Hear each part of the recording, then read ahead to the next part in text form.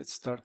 As you know, we're in the training session. This is especially for data products. So we're going to review the data products. So also, you know, if in any moment in this session, if you have any question or you want any comments or you want to comment anything, please let me know and we will check it in the moment.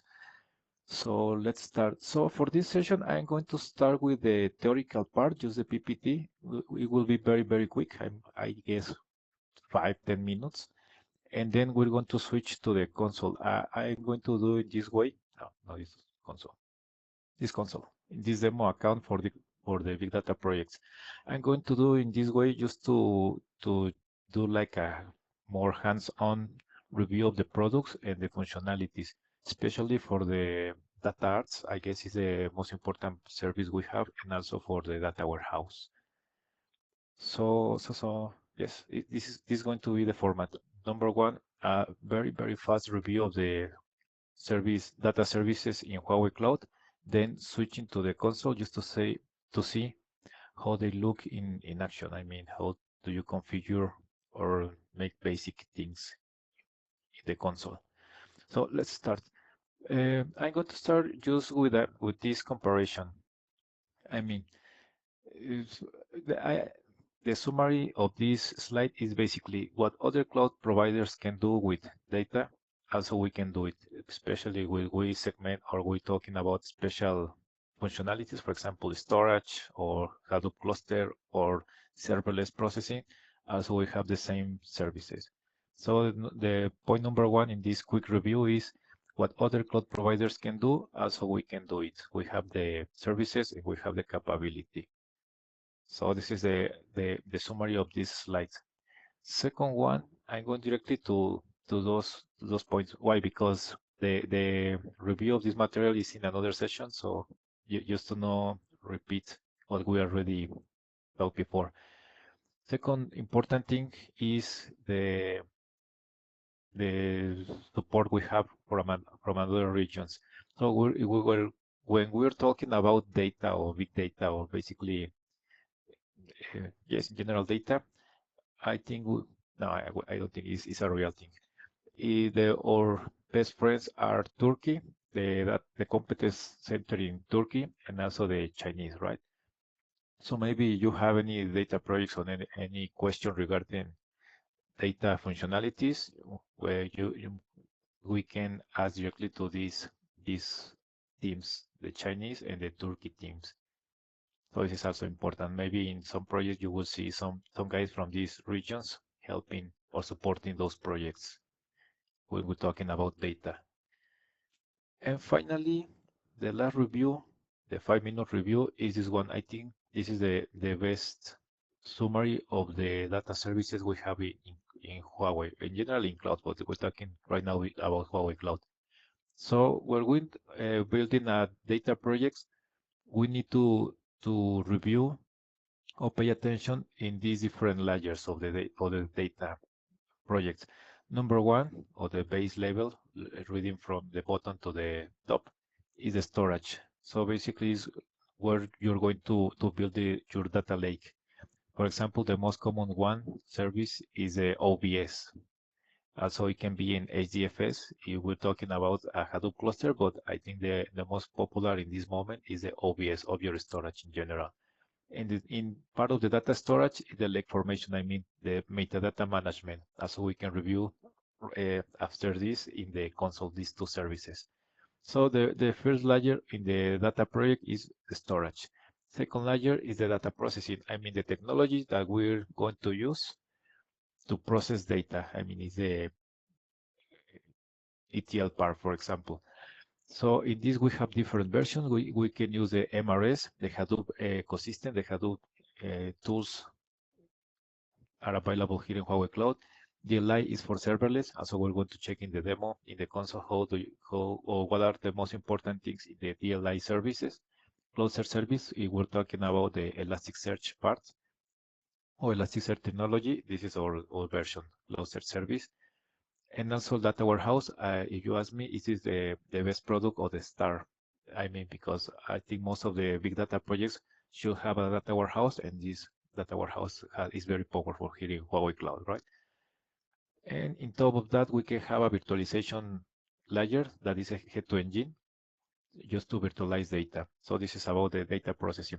In parallel, this is for another talk, but we're going to mention very briefly, is the model art. So if you want to do the advanced analytics, we also have the model art platform for machine learning and models development and deployment management. So we're talking about advanced analytics or machine learning. This is a platform. And finally, the data governance. I think this is one of the best products we have because this is very important for data projects. So we're going to see in details this also this platform. And basically, this is a brief summary, 5-minute summary of the theoretical part of the data project of the data services in Huawei Cloud. So the idea here is when we're talking about data projects, we need to divide or to separate different layers so we can choose the best technology for different stage of the project. So the first one is the storage, second one the processing, and here in processing I think is the most complicated in order that we need to choose what is the best technology. I mean, if you are going to use Spark or Impala or Kudu or Heto Engine or GaussDB or any other technology, this is the difficult part, but it's only because you need to choose the best option or the best technology according to the projects. But in general, just to mention, I Question think there, Angel. uh-huh, Is there any guideline to know which tool to use depending on the project, or it is just experience? both.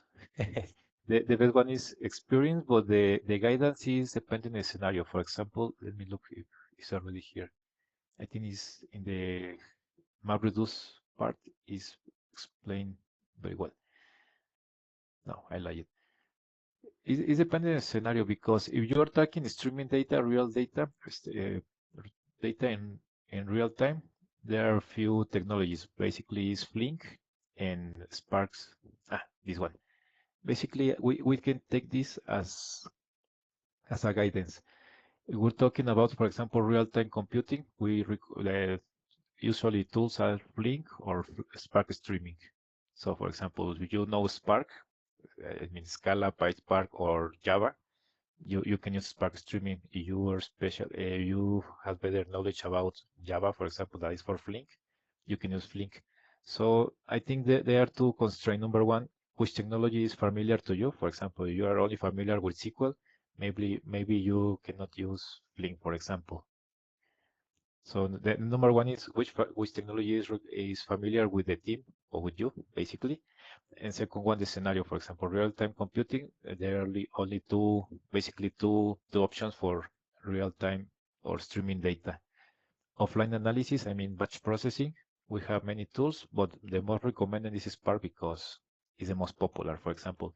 But if you want to use something more stable or most classical, you can use HiveQL.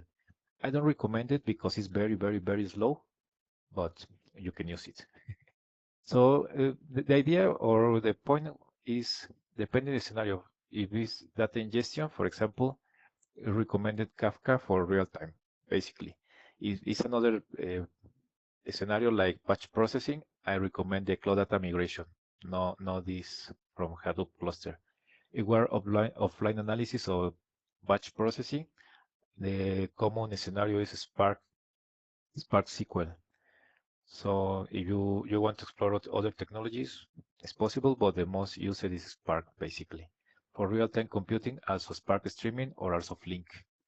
For analytics in general, Heto Engine is the Huawei technology for data virtualization. I mean, with this technology, you can access different data sources, basically it's SQL, or you can use another technologies. For example, Impala is very good, but here's the problem is not a problem, but I'm going to say in that way, is from Cloudera. So it's very fast in Cloudera. Here in Huawei, we have the open source version, so maybe it's not that, uh, the performance is not that good at Cloudera, but it's possible to use Impala here. But basically, it's SQL. I mean, if we're talking about the technology for big data, for batch processing is SQL. I mean, Spark SQL, Impala SQL, Heto SQL. So the technology is is very easy because it's just query data. But when we're talking about the performance, maybe we can tune or we can adjust some parameters. So for example, I repeat, for batch processing, totally recommended Spark SQL. And for data marts, if you are going to do that kind of analytics, I mean, specific queries or specific scenario, I think the most common service I have seen is ClickHouse here in Huawei. But also we had some comments about Doris. They say has a very good performance, and also this is for I hear this from Claro, from Peru Claro, that they use Doris and they like it very much. So I think for this part of data marts of this analytical part, we need to do a research. And maybe we're going to release some material about that. That's a good point. But just to going back to the question, in general, for data ingestion, if we're talking about streaming, it's Kafka. If we're talking about batch processing, it's Cloud Data Migration. For batch processing or offline analytics, the common scenarios is Spark SQL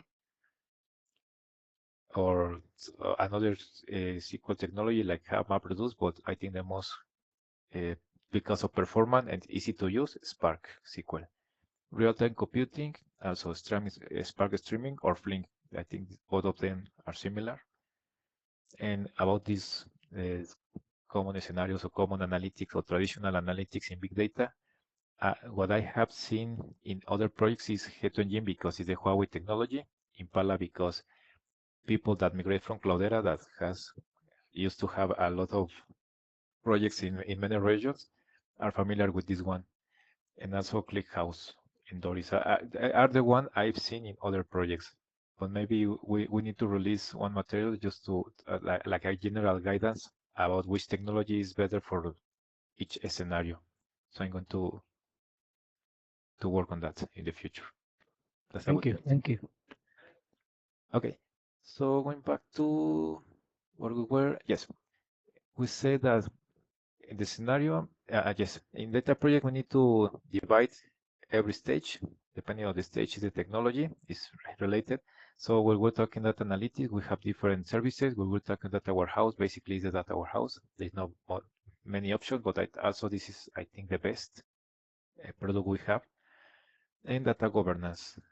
And basically that's all for this first section about 10 minutes summary of the theoretical part of the Huawei Cloud Services.